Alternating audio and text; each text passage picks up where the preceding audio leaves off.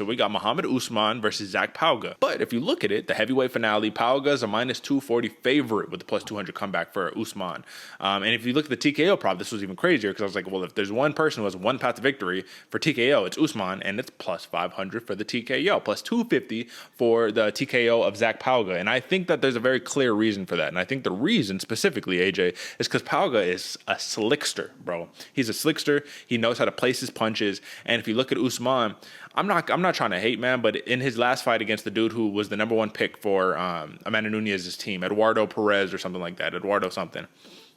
The thing that scared Eduardo that I could tell is that he thought that he won the fight after. That's what he said. He was like, I won the fight. I landed more cleaner shots. You know, when he hit me in the shoulders and all that.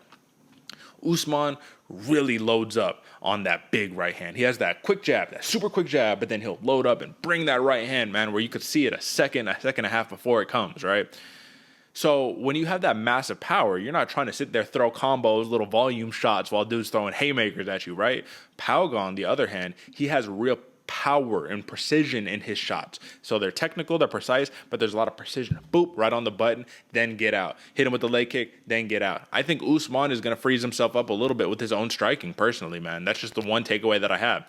Huge power, but it's just a little clunky, you know what I mean? And if we could string together less power and more volume, more fluid combos, I think he'd be so scary because he's so athletic. But Zac Pauga is he's in that, not unfortunately, but he's in that spot a little more than Usman is right now. What do you take of my assessment, or do you see it any differently here, AJ? No, you hit the nail on the head, Derek. In fact, my first notes for Mohammed Usman, very crisp jab, but loves the overhand right. And he can get that crisp jab out. He can flick you and he can catch you. We saw it in the first fight that he had on the Contender Series.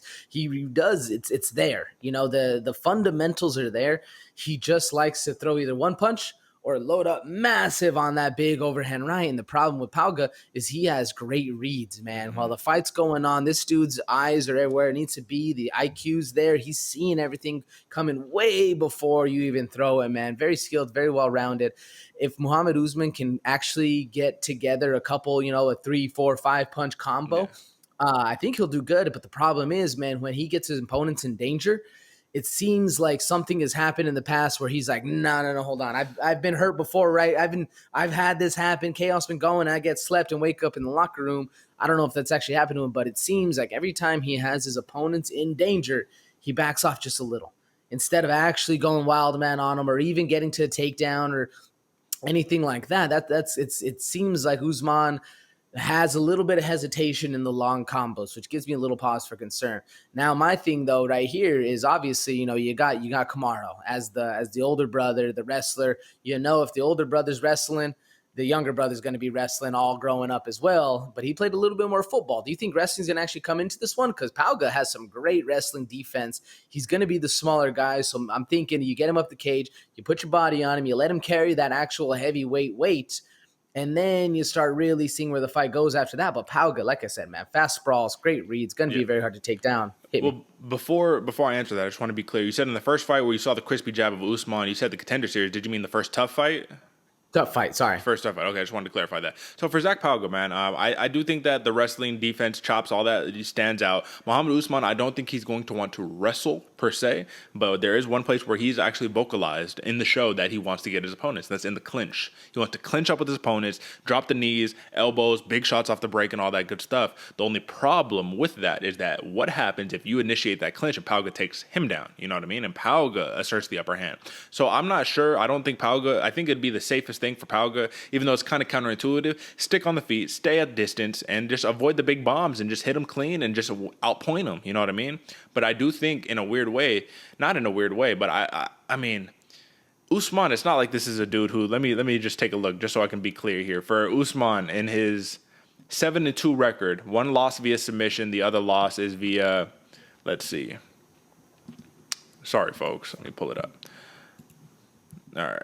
So the other loss is via, let's see, a decision. So, to Dontel Mays, too. That's interesting. I didn't know that they fought. So, a decision loss to Dontel Mays and a rear naked choke loss. Everything else, he got a decision win, couple KO wins, lots of decisions here. So, that gives precedent right there, right? AJ, precedent with those decision wins and losses that can be an outcome in this fight.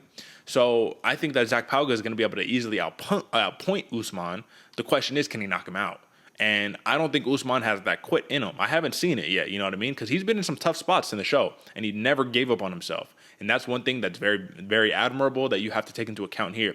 Zac Pauga never gave up on himself either, but he's also been in the driver's seat for all of these fights, right? So what's the likelihood of a Pauga TKO at plus 250 here? Do you think that that's juicy enough to be able to jump on it? Or do you think the safe play, look at those odds for a decision, bro, plus 150. And I'll pull up the over and under right now. So what do you think?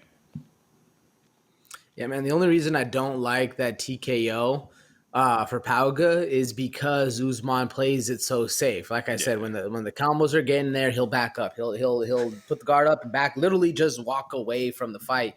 So that's why I think that the TKO probably not going to happen for Pauga unless he's able to get in, throw a leg kick, get him distracted, come in, overhand right, something flashy kind of style where Mohammed Usman isn't able to retreat, isn't able to get the distance he needs. Then I see that, but I don't really see it coming. Yeah, man. And when I'm looking at it right now, if you look at Pauga and you just look at his last couple, I mean, even those tough fights right there, he did get the TKO on Jordan Heiderman. He did get that TKO, and that was kind of just an attrition, just an accumulation of punches. Couldn't do it anymore. So you're thinking Usman just plays it a little too safe to even be able to get something like that on, because I mean, but then again, Heiderman, he was a wrestler. He wasn't even really a striker, right? So it's not like he had the big bombs really to be worrying about coming back at you. He did decision now Bartling. So, I mean, oh, he has a win over Marcus Perez. Okay, right on, the Cage Warriors. So, yeah, man, listen, I think that Zac Pauga via decision could be a good play here. It's just tough to me when you have any set of heavyweights, right? Like, I was wagering on a Contender Series fight this weekend, man, and it was some heavyweights. And these were crispy heavyweights. They had big power, but they were also a little timid, too, right? It had some wrestling stuff going on. I'm thinking over 1.5, man. It opened as a minus odds. It got shifted to plus odds. I was like, okay, this makes sense. Let's go the over, and let's, use psychology against the odds makers.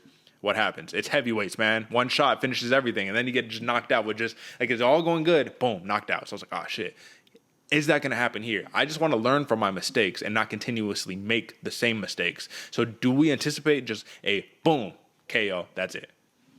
I think if that's the case, we're going to see it more from Usman than Pauga. Okay. Pauga usually fights at 205. That's the thing, man. He's not an actual legitimate heavyweight. As much as could be a legitimate heavyweight. Yeah. I think he's better off at 205, a little slickster, if you will. If we're going to see a big KO, a big one punch KO power, it's going to be the big Usman coming in.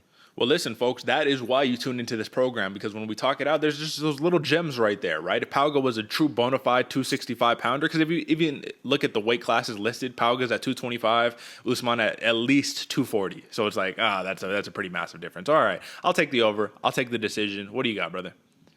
Yeah, I'm taking the over as well. Decision by Pauga.